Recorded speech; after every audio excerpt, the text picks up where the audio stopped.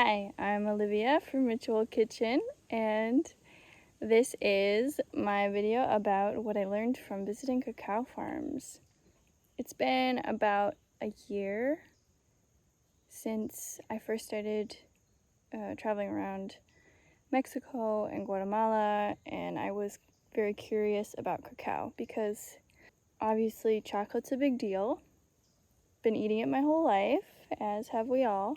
As of recent, there's been the whole movement towards cacao ceremonies, and I myself also participated in some facilitator training for that, in which I learned a lot. But it definitely also sparked my curiosity.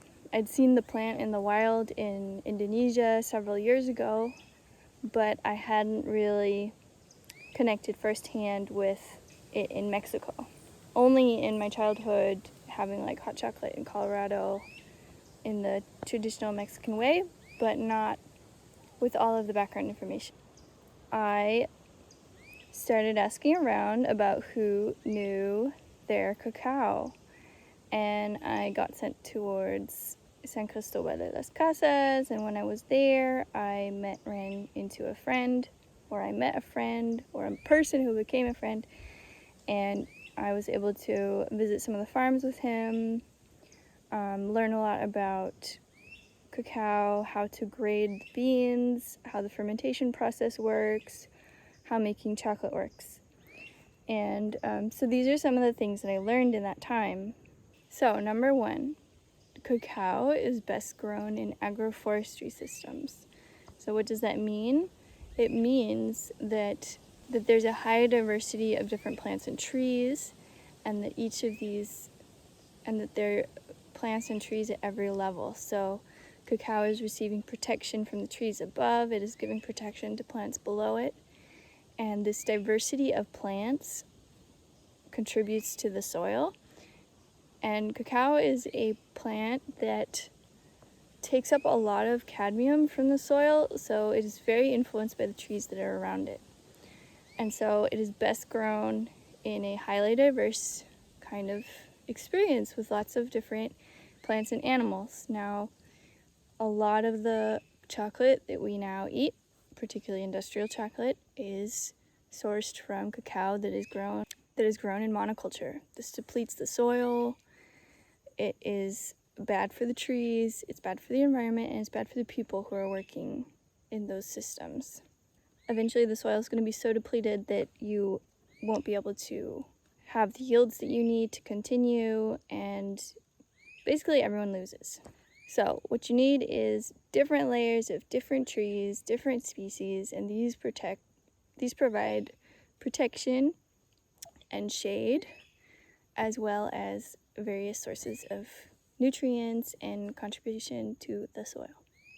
That was kind of also already point two, is that all those different kinds of plants contribute to the flavor profile of your cacao, contribute to the resilience of the plant, and different plants in a different soil and a different season are going to provide a different flavor of cacao. Number three, cacao is a fruit tree, so it only provides, or it will provide more if it is collaborated with. That means pruning, being taken care of, being interacted with. Like, fruit trees are always going to give more fruit if they're taken care of and given nutrients and interacted with. The branches have to be trimmed back regularly to ensure that enough sunlight reaches the plants, and also so that not too much energy is put into the new shoots, but into growing the fruit. Part of the benefits of the pruning is also that it gets cut down to a height that is harvestable for the farmers. And so even though cacao is only harvested for a couple months a year, or maybe there might be 3 harvests a year at most, or 3 different chunks of time during the year when a harvest is possible, the farmers are going to be working in that land and working with those trees every single week, just doing the maintenance. some of the places that cacao grows in that it grows nearby are places that really need our protection, that need conservation efforts, and where we need to protect the biodiversity that is there and the soil and also the livelihood of the farmers. So it's a really good idea, or it's really important to look for reputable sources of cacao, reputable companies that are open about where they source from, about how they take care of the farmers, and in what way they contribute to replenishing or regenerating the land where the cacao is grown. Number 5, organic labeling is not the be-all end-all. One of the downsides to organic labeling is that it is really expensive for the farmers, and a lot of them aren't going to be able to afford to pay for that kind of labeling that is usually in the control of, European or Northern American companies who are buying, big amounts and who can make those payments for the farmers, or who are sourcing from farms that are super big. But the small farmers, the ones who are like really doing some of the hardest work because they have smaller plots of land and smaller amounts of cacao, they're not going to be able to afford to pay for that organic labeling. So in a lot of cases, it's going to be more important to look for companies that do direct trade, so their money is going directly to the farmers and not through a third party, or to look for very specific and good information about where your cacao is coming from. Although organic and fair trade are a step in the right direction, they are also labels that are controlled by mostly global north companies and are taking the power out of the hands of the farmers themselves. Number 6, cacao is just as diverse as wine, as coffee, as mezcal.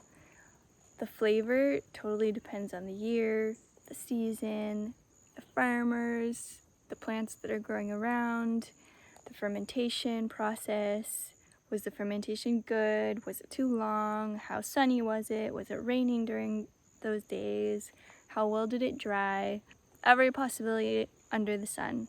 So you can get a cacao from the same farmer, from the same farm, and it's going to taste super different from like one month to the next, because it is dependent on seasonality and all of the things that I already mentioned. And that's what makes it beautiful, is like those subtle nuances that make it taste different. Industrial chocolate is the result of companies buying huge amounts of cacao from multiple farmers, throwing them all in the same thing and making one homogeneous mass out of it that doesn't have any of those distinct nuances that you would get if you're sourcing from a particular farmer at a particular time. So one of the joys, or like one of the doors that you can open with regards to cacao, is like looking for those farm specific or farmer specific or time specific or region specific kinds of cacao that are going to give you a different and more exciting flavor profile than your standard lint that is like, it's like, taking 1,000 humans and putting them all into the same soup and mixing them up to get the most average flavor from all of them. That's what industrial chocolate is. And what we should celebrate is the diversity and the differences of each kind, just the same as we are trying to do that for each human. Number 7, cacao pulp, or like the juice that is coming out when you're opening the mazorcas, is absolutely delicious. It tastes like fireworks. It tastes like a bunch of tropical fruit all mixed together into this like sparkly, magical, translucent, tasty drink. So if you ever get the chance, and go for it. Try fresh cacao juice. The oldest existing photograph of someone who was working with cacao is from a region called Pichucalco in Mexico. So that's the oldest photograph of like a woman who was working with cacao. That is one of the many areas in Mexico that has been turned from amazing jungle into cow pastures, decades ago. There's a huge time of deforestation, and now the farmers are slowly starting to return back to some of those plants that there used to be and some of those processes that used to be, as the demand for meat has gone down and the prices have fallen, particularly because of the production in other countries. A lot of that jungle, a lot of the biodiversity, a lot of the knowledge was lost in over several decades in some of those regions. Another reason is that international companies were looking for cheaper producers, so they moved their production to Africa, to Asia, and moved away from Central and South America. So the farmers had to start cultivating other things instead. As I kind of already said, a lot of the cacao production now that is used for the chocolates that we know are familiar with, or even the fancier ones like Lindt, where we're like, oh yeah, they're doing a good job. They're sourcing them from predominantly African countries, countries where cacao is not originally from, where it has been introduced, and where it is often being grown in monoculture formats. So as I said, these practices are harming the biodiversity, harming the land, harming the people, and leading to a super averaged out kind of cacao flavor, and just another level of consumerism and capitalism that is harmful for all and taking away the individuality and the beauty of the uniqueness of every kind of plant and human that we are.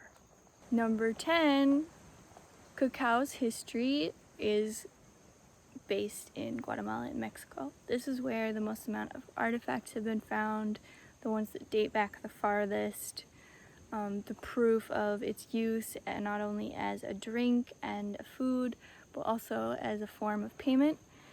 And it's important that we learn to recognize and respect and honor the countries where these things or these cultures or practices or delicious foods are from, and use our consumer vote to help the people who are at the very source of it and who have a historical and ancestral connection to these plants and practices. So it has really been a beautiful and inspiring journey to visit and talk to so many people about cacao and see and witness their relationship to it and how it glues their family together in some situations. In order to also bring it back to my own story and question what are the practices and the plants that are closer to my home that I can honor and connect to and bring back to a bigger amount of people, or connect to new and old traditions. My last point number 11, maybe the one you might not expect as much, is that the people who are working with the cacao seriously matter. I think that capitalism has really taught us that, or has wanted to teach us, that we as humans don't matter in the whole process, that we are just a cog in the machine, and that we don't have any difference in the whole process. But I can tell you that from trying different kinds of cacao from different families, from different places, in this small batch kind of way, has really shown me that those families and the gratitude and joy and knowledge that they bring to the whole process, the commitment, the interconnectedness of their families, really has a profound effect on the taste. It is noticeable. It is noticeable whether there is love integrated into the whole job, into the process, or whether there is not. And I think that was one of the biggest learnings for me, was just to recognize that we as humans are integrated into this process, and we're just as important as the plant, we're just as important as the final outcome, and that we make a serious difference in the taste and in the quality. It's not just, a list of 10 steps that you do and you get the same result every time, you know. We with our energy really can intentionally make a change in the food that we prepare and in the lives of the plants and the people that we work with. A cacao that is grown and produced and fermented by a loving family tastes much better, is much more exciting and nuanced than your standard industrial chocolate that has traveled around the world multiple times, passed through many hands, but without the loving intention. So thank you for watching. And if you were interested in going to Mexico or Guatemala with me in one of the upcoming years, maybe winter of 2024, to visit some farms, to see how the whole process works, to make your own chocolate, to learn more about the jungles and the places and the people where the cacao is grown, then let me know.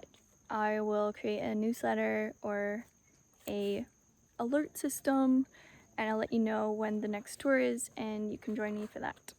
And stay tuned. And please like and subscribe and share with all your friends, especially if they like cacao or chocolate or anything like that. Thank you.